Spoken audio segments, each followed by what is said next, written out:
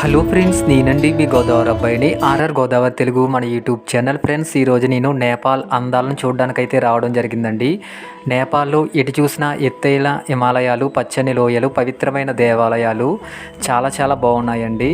అలాగే మంచుతో కప్పబడిన ఎత్తైన కొండలు, లోయలు ఎంతో మనోహరంగా ఉన్నాయి. అందమైన ఎత్తైన జలపాతాలు, పవిత్రమైన ఆలయాలు, బుద్ధిని నడకతో పునీతమైన నేల, కనువిందు చేసే అందాల మాల, ప్రతి హృదయంలో దైవం, ప్రతి అడుగులో శాంతి. నేపాల్ స్వర్గానికి ప్రతిరూపమని చెప్పాలండి. ఫ్రెండ్స్, ఈరోజు నేను నేపాల్లో ఉన్న అతి పురాతనమైన దేవాలయాలన్నింటినీ దర్శనం చేసుకుని లుంబిని అయితే రావడం జరిగిందండి. లుంబిని అంటే బుద్ధుడు పుట్టి పెరిగిన ప్రదేశం. అలాగే ఈ లుంబిని యొక్క చరిత్ర విశేషాలు తెలుసుకోవాలి అంటే మన వీడియోని మీరు పూర్తిగా చూడవలసిందేనండి. మీరు నా వీడియోని పూర్తిగా చూసిన తర్వాత లైక్ చేసి, కామెంట్ చేసి, కింద సబ్స్క్రైబ్ అనే బటన్ ఉంటుంది, సబ్స్క్రైబ్ చేసి సపోర్ట్ చేయండి. ఫ్రెండ్స్, లుంబిని నేపాల్లోని ఒక ముఖ్యమైన బౌద్ధ యాత్రా స్థలం అండి. ఇది బుద్ధుడి జన్మస్థలంగా పరిగణించబడుతుంది. ఇక్కడ బుద్ధుడు క్రీస్తు పూర్వం 623లో జన్మించాడని నమ్ముతారు. లుంబినిలో అశోక స్తంభం, మాయాదేవి ఆలయం మరియు ఇతర బౌద్ధ నిర్మాణాలు చాలా ఉన్నాయండి. ఈ ప్రదేశం బౌద్ధమత చరిత్రలోనే ఒక ముఖ్యమైన భాగం. లుంబిని చరిత్ర ఏమిటో ఇప్పుడు చూద్దాం. లుంబిని బౌద్ధుడు జన్మస్థలం. లుంబిని బౌద్ధులందరికీ చాలా పవిత్రమైన ప్రదేశం అండి. ఎందుకంటే ఇది బుద్ధుడు సిద్ధార్థ గౌతమి బుద్ధుడిగా జన్మించిన ప్రదేశం. మౌర్య చక్రవర్తి అశోకుడు క్రీస్తు పూర్వం 249లో లుంబినిలో ఒక స్తంభాన్ని నిర్మించాడండి. ఈ స్తంభంపై ఉన్న శాసనం బుద్ధుని జన్మస్థలం లుంబిని అని పేర్కొన్నది. ఫ్రెండ్స్, మీరు నా వీడియోని లైక్ చేసి, కామెంట్ చేసి, కింద సబ్స్క్రైబ్ అనే బటన్ ఉంటుంది, సబ్స్క్రైబ్ చేసి సపోర్ట్ చేయండి. ఫ్రెండ్స్, మన లుంబినిలోకి అడుగుపెట్టగానే మనకు అందమైన పార్కు, రకరకాల మొక్కలతో చాలా అందంగా మనకు స్వాగతం పలుకుతున్నట్టుగా మనకు కనిపిస్తాయండి. ఇక్కడ వాతావరణ పరిస్థితులు ఎప్పుడు ఎలా ఉంటాయో తెలీదు. సడన్గా వాతావరణం మారిపోతూ వర్షం పడుతూనే ఉంటుంది. మేము వెళ్ళినప్పుడు కూడా భారీ వర్షంతోనే తడుస్తూ లుంబినిలోకి అయితే వచ్చామండి. మనం ఇక్కడ బుద్ధుడు పుట్టిన ఇల్లు చూడడానికి మనం వెళ్ళాలి అనుకుంటే ఇక్కడ బోట్ షికారు చేయవలసిందేనండి. ఫ్రెండ్స్, ఇక్కడ చాలా రకాల బోట్లు అయితే ఉన్నాయండి. ఇక్కడ బోట్ షికారు నిజంగా చాలా చాలా బాగుంటుంది. నేనైతే ముందుగా టికెట్ అయితే తీసేసుకుని బోట్ ఎక్కడానికి అయితే వచ్చేసాను అండి. టికెట్ వచ్చేసి 50 రూపాయలు ఉంటుంది. మనకి ఈ బోట్లో 20 మందిని కూర్చోబెడతాడండి. మేమైతే 3 బోట్లలో వెళ్తున్నాము. మా బ్యాచ్ అందరూ కలిపి బోట్ అయితే ఎక్కేశారు. ఇప్పుడైతే బోట్ అయితే బయలుదేరుతూ ఉంటుంది. నిజంగా ఈ బోట్ షికార్ అనేది చాలా చాలా బాగుంటుందండి. ఎప్పుడో చిన్నప్పుడు బోట్ షికార్ చేశాను, మళ్ళీ ఇప్పుడైతే అవకాశం వచ్చింది.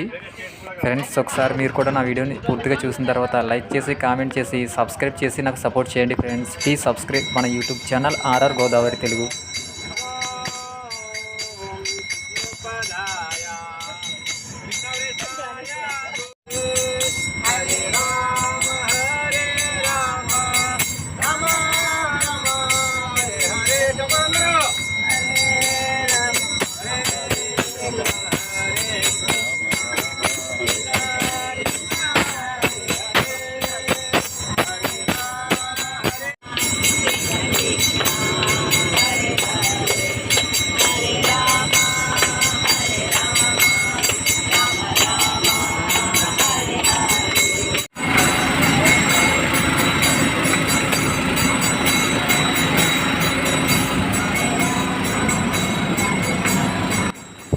ఫ్రెండ్స్, లుంబినిలో మనం చూడవలసిన ప్రదేశాలలో మాయాదేవి ఆలయం ఒకటండి.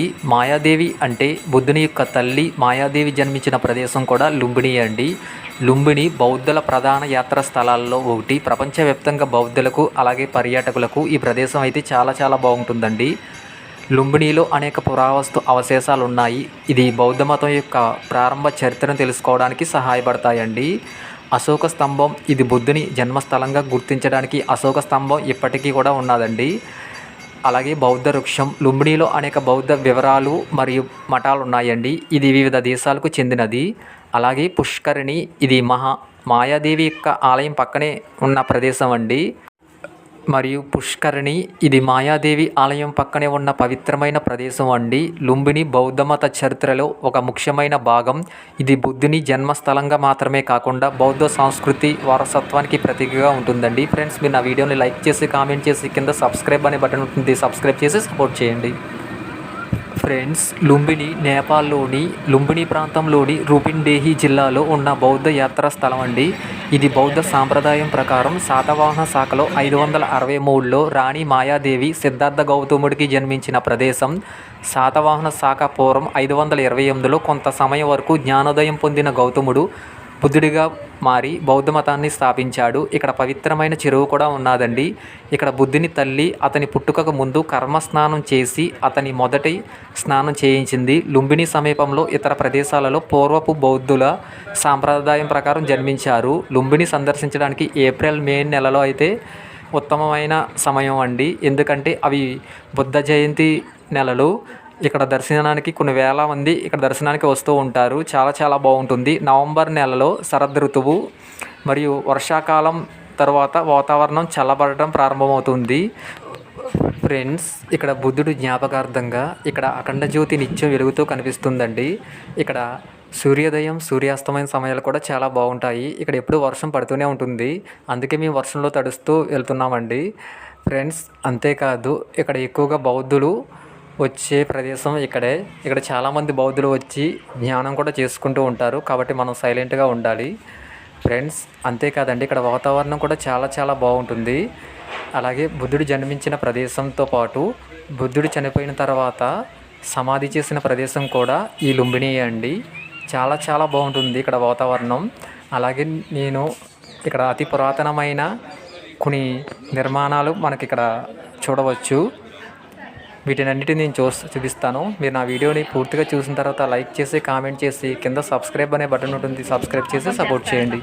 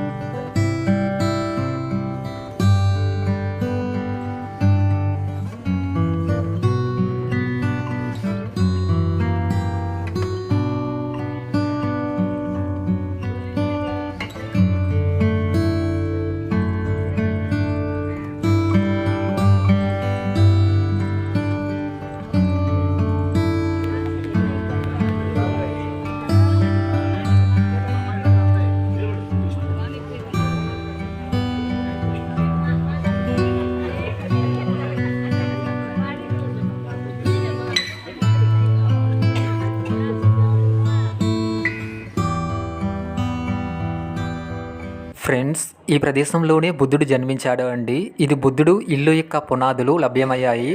ఇక్కడ మరొక పక్కన బుద్ధుడు సమాధి కూడా ఉన్నది అండి. లోపలికి వెళ్ళగానే మన ఫోటోలు వీడియోలు తీసుకోవడానికి అవకాశం ఉండదు. నేను ఏదో ట్రై చేసి కొంచెం వీడియో అయితే తీశాను అండి. ఇక్కడ గౌతమి బుద్ధునికి సంబంధించిన అతి పురాతనమైన కట్టడాలతో పాటు చాలా ఆనవాళ్ళు కూడా ఇలా లభ్యమయ్యాయి. మరో పక్కన భారీ వర్షం కూడా వస్తుందండి. మనం లోపలికి వెళ్ళాలంటే టికెట్ మాత్రం తప్పకుండా తీసుకుని వెళ్ళాలండి. ఫుల్ సెక్యూరిటీ కూడా ఉంటుంది. ఇక్కడ భారీ వర్షంలో వీడియోలు తీసుకోవడానికి అవకాశం లేదు. మరి కొన్ని ప్లేస్లు అయితే చూపిద్దాం అనుకున్నాను, కానీ ఈ వర్షం మనల్ని ఇబ్బంది పెడుతుంది కాబట్టి వీడియో తీసుకోవడానికి అయితే అవకాశం లేదండి. ఫ్రెండ్స్, నేను ఆ వీడియోని లైక్ చేసి కామెంట్ చేసి కింద సబ్స్క్రైబ్ అనే బటన్ ఉంటుంది, సబ్స్క్రైబ్ చేసి సపోర్ట్ చేయండి.